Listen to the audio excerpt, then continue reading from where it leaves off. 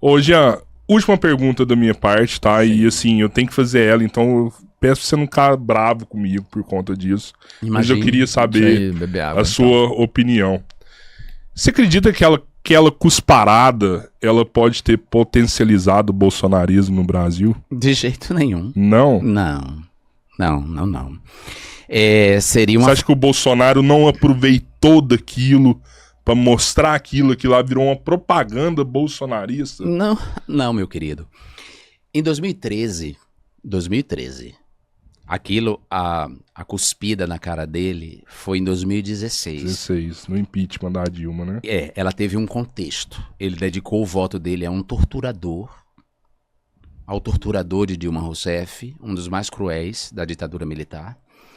Ele tinha cuspido, eu não sabia disso, mas ele tinha cuspido no busto do Rubens Paiva, esse do filme agora, Ainda Estou Aqui, da Eunice, o marido da Eunice Paiva, e ele me insultou depois do meu voto. Uma semana antes daquela votação, eu estava na UTI. Eu lacerei a parede do esôfago numa sequência de vômitos, de tamanho estresse que eu estava por causa da violência que já estava organizada contra mim. Foi montado um espetáculo para humilhar Dilma Rousseff publicamente, num conluio entre Eduardo Cunha, um ladrão que depois foi parar na prisão, e a Rede Globo, que suspendeu toda a programação para exibir a votação do impeachment. Até a estrutura do plenário Ulisses Guimarães foi mudada. A gente não votou nas tribunas tradicionais, ele montou uma passarela no meio para desfilar e você proferir o voto. Eu sou uma pessoa decente. E eu sou uma pessoa coerente. Eu não vou sentar com nazistas. É aquele velho ditado. Se você senta... se 10 nazistas... Se você está numa mesa com 10 nazistas e você não se levanta, é porque tem 11 nazistas. Eu sou decente, eu não poderia aceitar aquilo e foi um gesto impensável. Foi uma reação instintiva a 6 anos de bullying, de violência, de ataque desse sujeito a mim.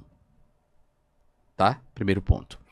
Segundo ponto, quando eu estava vendendo algodão doce nas ruas de Alagoinhas, pobre, miserável, Bolsonaro já era manchete de jornal. Bolsonaro planejou um atentado à bomba. Bolsonaro estava numa das principais páginas da revista Veja, uma das mais lidas do país. Eu estava vendendo algodão doce nas ruas de Alagoinhas. Bolsonaro é vereador há muito tempo, muito antes de eu entrar na política. Em 2013, eu estava contando, a Maria Cristina Poli fez um programa que não foi adiante, que era um programa interessante, que ela misturava a história do Brasil com a vida de pessoas públicas. Ela fez o primeiro com o Fernando Henrique Cardoso, acho que o segundo com Lula, o terceiro foi comigo. Em 2013, ela me perguntou se eu tivesse o poder de calar alguém no Congresso Nacional, quem eu calaria. Ela achou que eu iria responder que era Marco Feliciano, porque ele tinha acabado de tomar a Comissão de Direitos Humanos. E eu disse para ela, eu calaria Bolsonaro. E ela disse, por quê? Eu falei, porque ele é um entrave ao crescimento espiritual da humanidade. Sabe a síndrome de Cassandra? Você já estava mesmo. Sabe a capacidade de leitura do futuro? Bolsonaro era o condutor dos ressentimentos. Era o herdeiro de uma ditadura que durou 24 anos. Era o porta-voz desses conspiradores militares que nunca engoliram as diretas já, nem a Constituição Cidadã. Acreditar que foi o meu cuspe que inventou o Bolsonaro, desculpe sem querer ofender você, é uma limitação, é um desconhecimento da história. Da minha história e da história dele. Infelizmente, a minha trajetória cruzou com a desse sujeito. Infelizmente. Mas, por outro lado, felizmente, porque eu acho que mais da metade desse país gostaria de ter cuspido junto comigo na cara de um genocida e um golpista que planejou aqueles ataques como os ataques do 8 de janeiro. Então, não me arrependo e acho que as pessoas deveriam estudar um pouco de história. Vão lá descobrir como é que ele foi expulso do exército. Porque ele planejou explodir bombas em banca de jornal. Sabe quando o Renato Russo fala na letra de João do Santo Cristo, Faroeste Caboclo, E Santo, que ele diz qual que parte que é? eu não boto bomba em banca de jornal, isso eu não faço não, e nem defendo general de 10 estrelas que fica atrás da mesa com o cu na mão. Ele estava se referindo a isso. Sério? Era essa citação? A essa citação. Caraca, essa você não sabia, hein, Robertinho? Eu sabia da Aí, letra, ó, você é né? fã do Legião aí, ó, Sabia da letra, não sabia o motivo. saber Então, disso aí, velho. É bom saber. É Caramba, isso. velho, caramba. Pô, assim, eu não acredito que foi isso que potencializou o bolsonarismo, né? Mas eu acredito que ele usou isso como propaganda.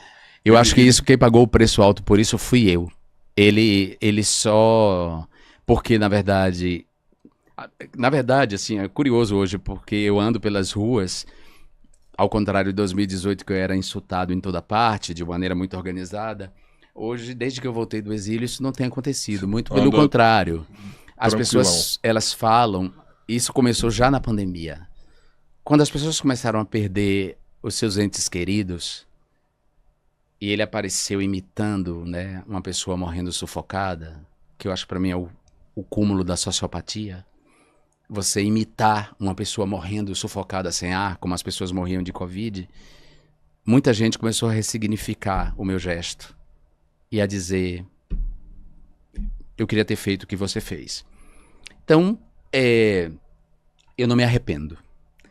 O Eduardo Agualusa, é um escritor angolano, que escreve para o jornal o Globo, ele, Márcia Tiburi, foram dos poucos intelectuais que me defenderam naquele momento. Hoje muitos intelectuais chegam para mim e falam e dizem: olha, você me representa, aquele cuspe me representa. Mas naquele momento, pouca gente teve a coragem Do seu lado. de ficar do meu lado, de reconhecer que sobre o rio que tudo arrasta, todo mundo fala, mas sobre as margens que comprimem esse rio, ninguém fala. Ninguém falava sobre o que eu estava vivendo na Câmara, de violência de gênero, de violência simbólica, de assédio e de difamação por parte desse escroque.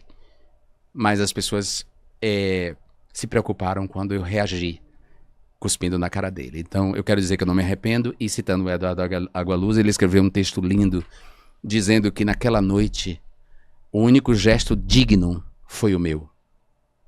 No meio daquele teatro de vampiros, a única pessoa que decidiu não compactuar com aquilo fui eu.